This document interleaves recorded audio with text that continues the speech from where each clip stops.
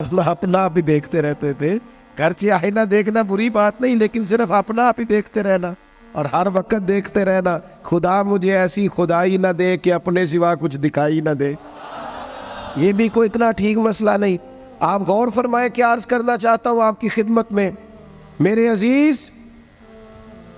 एक तो अगर मैं बड़ी समझदारी से और बड़े गौर से और बड़ी तवज्जो से आपको ये बात समझाना चाहता हूं कि अगर हुजूर से प्यार करोगे ना, तो ये जितनी दौलतों की और शोहरतों की मोहब्बत दिल में आती है, ये खुद ब खुद निकल जाएगी, खुद ब खुद निकल जाएगी, आसानी हो जाएगी, जीना आसान हो जाए। दूसरी बात आपकी खिदमत में अर्ज करूं, हम ना ताज़ा दम नहीं रहते, हम परेशान रहते हैं, हम बोर होते हैं, हमारी तबीयतें बाज़ोकात जल्दबाजी करती हैं, हम बाज़ोकात उलझ जाते हैं, करार तलाश करते हैं। उस करार को तलाश करने के लिए फिर बाज़ लोग उल्टी सीधी मूवीज़ देखते हैं। बाज़ लोगों का ख्याल है कि शायद मैं कोई लतीफ़ा सुनूंगा तो मामला ठीक हो, फिर उसका नतीजा भी निकला है लतीफ़े सुनने का। अब लतीफ़े सुनाना भी इतना बड़ा काम हो गया है कि मौलवी है पगड़ी दाढ़ी वाला, लेकिन उसके नाम के नीचे लिखा फ़नी मौलवी। खुदा के बंदे, ये संजीदा स्टेज है, दीनदार लोगों का करने का काम है, आप क्या कर रहे हैं? मौलवी भी फनी होता है, 6 मानादार है कि हमारा मिजाज था हर चीज शुगल मेला, हर चीज हंसना उलझना। मेरे अजीज, हम चूंकि सुकून चाहते थे, कुछ ने इधर उधर की मूवी देख ली, कुछ ने हंस लिया, कुछ सैर को चले गए, कुछ का ख्याल था खाने खा लेंगे तो सुकून आ जाएगा। याद रखना, इन चीज़ों में सुकून नहीं है, इनमें तो आप उलझते जाएंगे। मजीद तो सुकून कहाँ है, करार कहाँ है? आप कभी सहाबा की जिंदगियां देखें ना, हालात जिस तरह के भी थे ना, उनको जो सुकून मिलता था वो रुखे मुस्तफ़ा से मिलता था।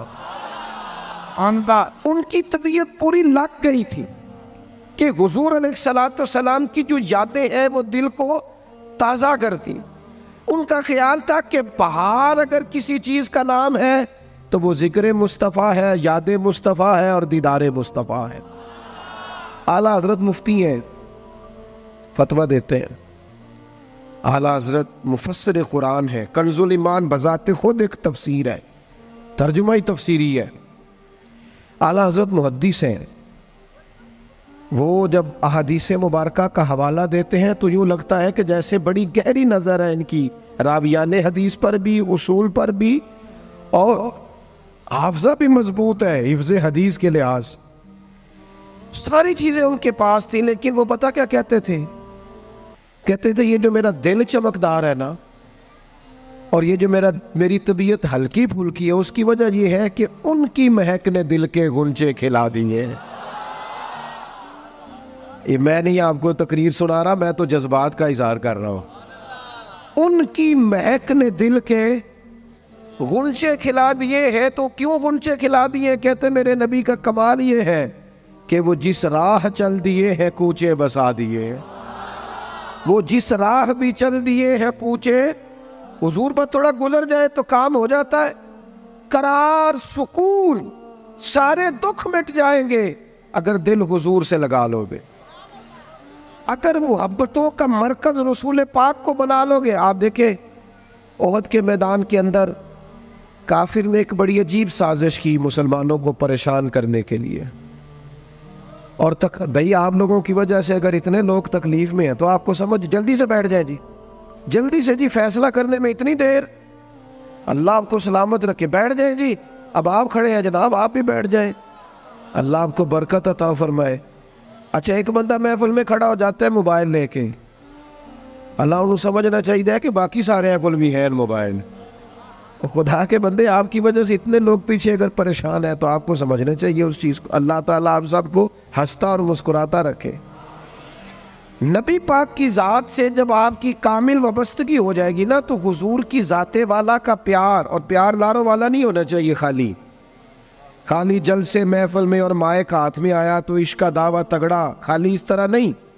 तन्हाई में भी तू रोए हुजूर की बारगाह।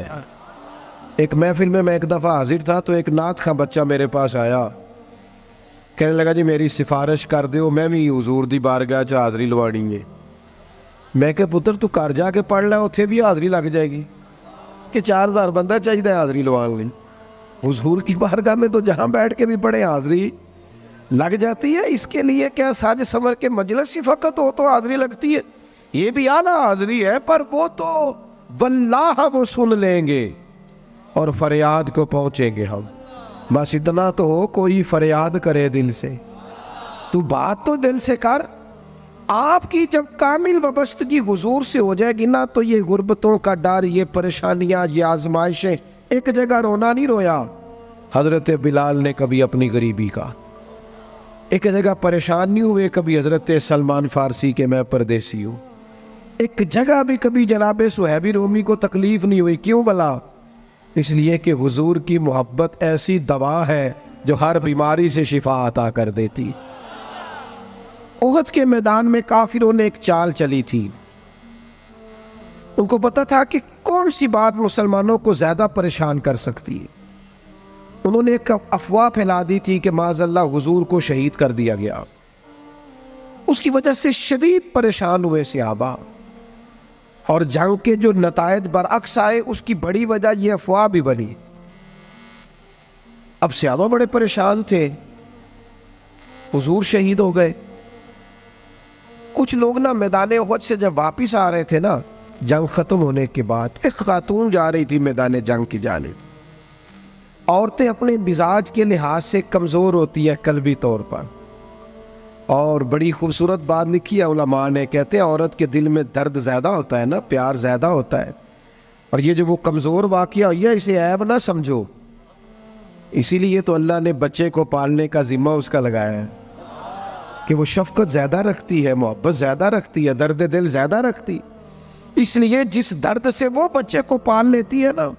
मेरा बेटा एक दिन घर में कुछ पका हुआ था, उसकी अम्मा कहने लगी खाना खाओ, कहता है मैं नहीं खाना।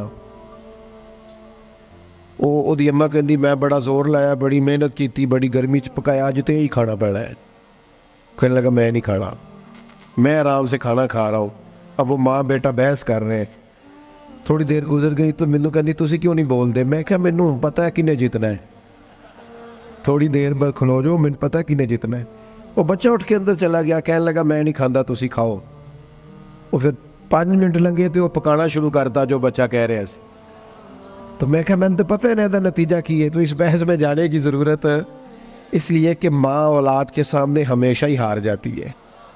वो औलाद के सामने जीत सकती, वो नहीं जीत सकती ना। शफकत ऐसी है। औरतें मिजाज के लिहाज से अल्लाह ताला ने नरमी दी होती, इसको ऐब ना जाना जाए, ये अल्लाह ताला ने उन्हें वदियत की है चीज़। तो खातून जा रही है मैदान उहद की जानिब, वहां से सहाबा आ रहे। तो खातून पूछती है सहाबा से हुजूर का क्या हाल है? तो एक सहाबी अपने लहजे में गोया कहने लगे खबर मुश्किल है, पर तुझे सुनानी भी ज़रूरी है। इस जंग में तेरे भाई का इंतकाल हो गया है। बहन के लिए इससे बड़ी भी कोई खबर होगी कि भाई का इंतकाल हो गया? वो खातून ने ये खबर सुनी, इन्ना लिल्लाहि व इन्ना इलैहि राजिऊन पढ़ा, आगे गुजर गई। अगले सहाबी से जाके पूछती है हुजूर का क्या हाल है, और बेचैन है, दौड़ी जा रही। ये मेरी बात को समझे आप। किसी एक जगह जब आपकी मोहब्बत का गलबा होता है तो फिर बाज गम लगते ही नहीं। आपकी कैफियत ही और होती है जिंदगी गुजारने में। आगे बढ़ी, एक और सहाबी मिले, उनसे पूछती है हुजूर का क्या हाल है? तो कहने लगे मेरे पास तेरे लिए एक बड़ी सख्त खबर है, तेरे शौहर का इंतकाल हो गया। उसने थोड़ी देर के लिए खामोशी इख्तियार की, अल्लाह की रज़ा पे राज़ी रहने के कलिमात अदा की और आगे बढ़ी। एक और शख्स से सवाल, ये ज़रा सोचते जाना, ये खबरें अगर अचानक मिले, भाई चला गया है, बाप चला गया है, इसको सोचना, अपने ऊपर तारी करना, खुदा ना करे ऐसा हो। पर जब खबर मिले तो कैफियत क्या होती है। वो खातून आगे बढ़ी तो एक शख्स और मिला, पूछती है ज़रा बताओ ना हुजूर का क्या हाल है? तो कहने लगे मेरे पास तेरे लिए खबर है कि तेरे वालिद भी इस जंग में शहीद हो गए। बेटियों का तो मेका ही बाप से होता है, माँ से होता है। वालिद चले गए, थोड़ी देर के लिए गर्दन झुकी, कलिमात अदा की, और फिर पूछती है सियाबी से, वालिद चले गए, भाई चले गए, शौहर चले गए, मुझे बताओ कि मेरे नबी पाक का क्या हाल है। तो सियाबी कहने लगे, अल्हम्दुलिल्लाह मैं ज़ियारत करके आया हूँ, रसूल पाक बिल्कुल ठीक है।